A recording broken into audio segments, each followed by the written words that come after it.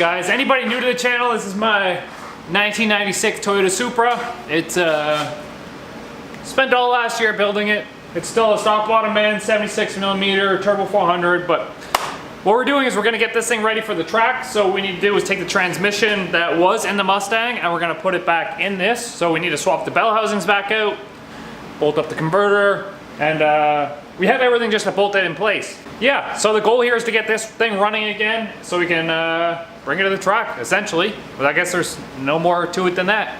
It did make 840 wheel horsepower in ethanol through the automatic transmission with the stock motor, so it's right there on the teetering edge of, is it gonna last the season or not?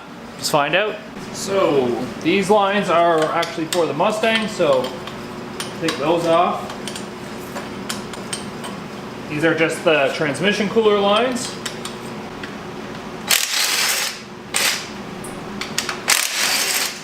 Now on the Supra, we just run the stock bell housing from an automatic Supra and this ATF speed adapter plate.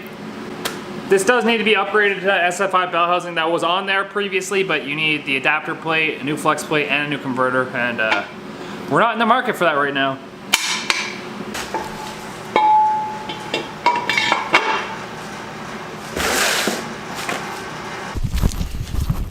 All right, transmission's back in. Under the car. Two things about working under the car that suck really bad. One, being under the car, working on the floor. It sucks really bad. Two, you can't really bring the camera under there because it doesn't work. But we got our transmission and our drive shaft and our drive shaft loop and our shifter and all that's back in. So next up, we're gonna have to put the wastegate back in from the Mustang with our springs here. And we'll get some transmission fluid, top this up with water, and we should be ready to fire and put some ethanol in it. So we're just gonna quickly, don't mind the mess here, this is someone else's stuff that I'm gonna put some bungs in. But we're gonna quickly swap out our spring here for these two. These two are 10-pound springs, and there's currently like a 5-pound spring in it for the Mustang. However, the Mustang is going to need a 60 mil wastegate anyways, because this one was way too small. This is the fun part. It doesn't quite fit in my vise, so I just kind of use my hand to push down on it.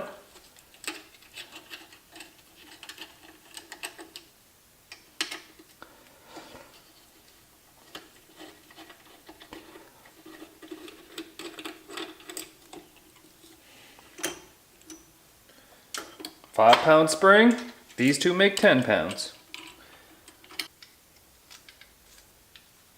Now you gotta make sure you didn't pinch the diaphragm in here. I've done that before where I pinched the diaphragm and I've ruined a wastegate. The fuck is that? Now once I get this wastegate back in, it should just be to top it up with water, put some fuel in it, and put my oil feed and return lines on, and that's it to be started. And then we can finally get it, I want to get it to a point where we can start testing the two-step, because we weren't leaving with enough power last year, but I'm not sure if this torque converter will let us leave on enough power, so that's kind of the next step.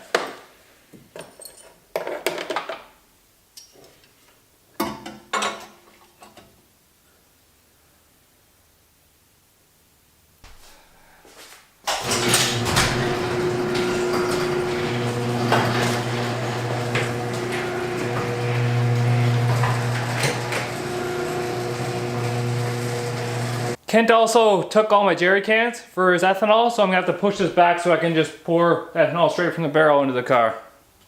But this is gonna be heavy because it's got a spool in it. I'm gonna pull from the back, probably.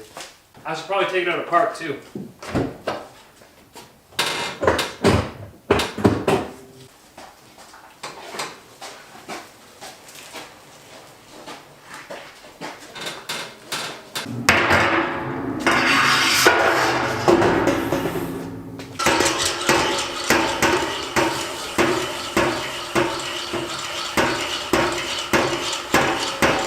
I wish you guys could smell this stuff. It smells like shit popcorn. And I definitely didn't want to bore you guys with all like the assembly stuff, so we'll get into the good stuff. We'll just see if it'll fire up under its own power. Oh wait, my seat's over there where the door is.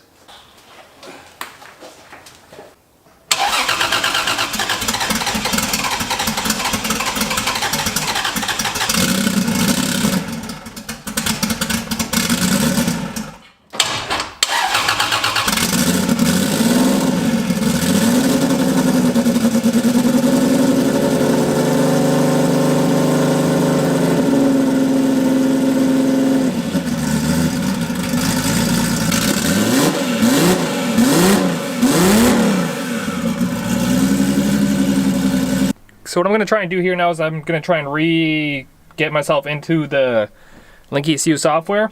Last year we left on not high enough RPMs and too much ignition timing maybe, but what happened was we launched and we bogged, and then we had to build back up boost to get going again. So I'm going to go into my parameters. I'm going to try and add in some more boost, less timing, and more RPM. So once we leave the line, we'll be able to just ramp timing in really fast, and hopefully that gets us down the track. So this is how we have it set up in our table here. We have engine speed on the right here. So once it gets to 6,000 RPMs, it'll start retarding ignition timing, or when it gets to 220 kPa or 240 kPa, I don't know exactly how much boost that is, it'll start retarding ignition timing. And if it hits boost first or engine speed first, what it'll do is it'll bounce off this, and then it'll just keep going this way, this way, this way until it gets to the RPM. Or if it hits the RPM first, it'll keep bouncing this way, this way, this way until it hits our boost level. I'm gonna get it up on the converter, quick test to see if, just to get some data, get a data log so I can make adjustments from there. So yeah, I know the car is dirty.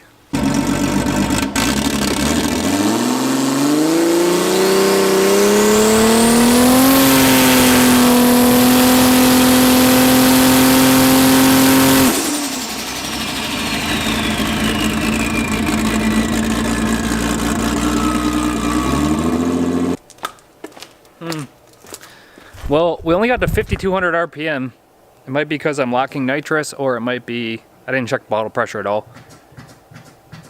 Or locking on boost, maybe? I don't know. Okay, so I'm looking at this the same time as you guys. Looks like we got on the brake here at... It took a little bit longer because nitrous, the line wasn't purged. Our nitrous is on, it says right here.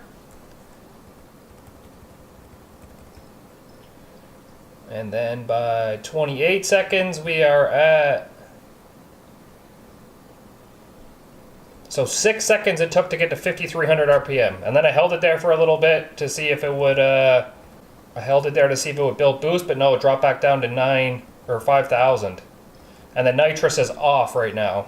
So it was just boost. Okay, so we'll get back to the Supra here after. What we're going to do is we're going to take a little bit of time.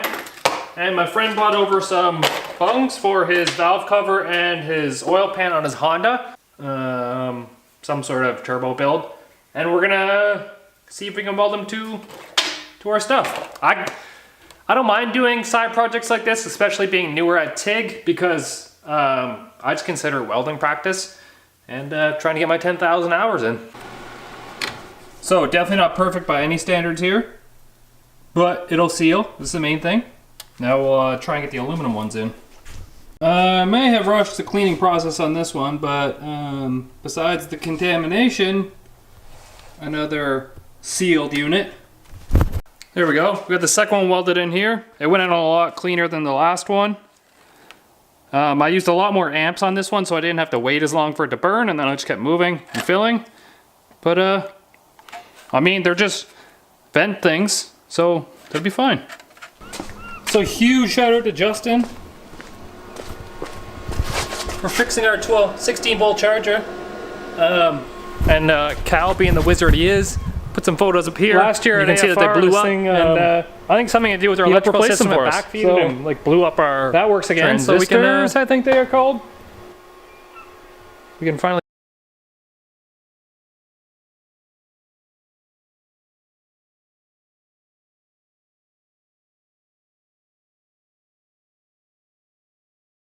So I did build a new map for this thing. We're gonna test it out and see if we can get higher in the RPM. So what we're gonna do is we're gonna pull it outside, warm it up, start the data log, get our data, and see if we made any changes. Now, data logging is super important in racing, and if you guys aren't doing it, then you're really just guessing, basically. Probably should wash this thing off too. Let's see if it starts. Listen how fast it cranks over on 16 volts.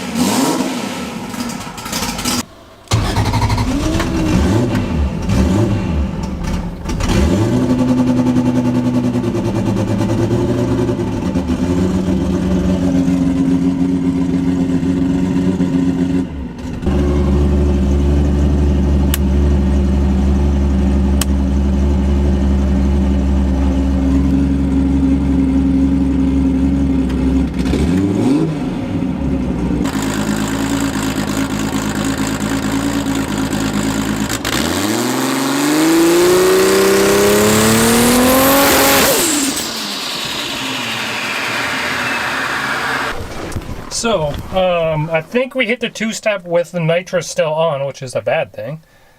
But, logger. Here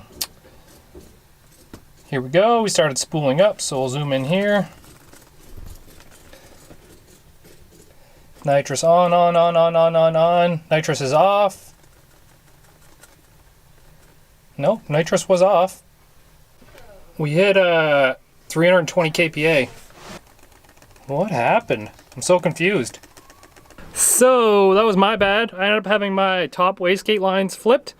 And you can see here that my wastegate duty cycle was actually dropping as boost was rising to try and compensate for it.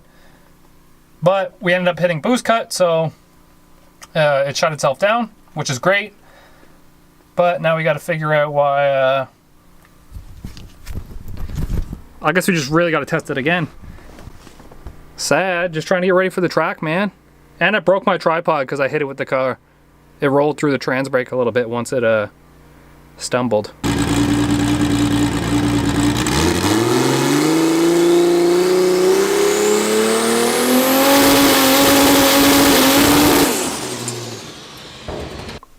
Okay, so the last clip there, it pushed through the trans brake for some reason after I hit the bump box the second time. So I'm gonna have to figure out something there.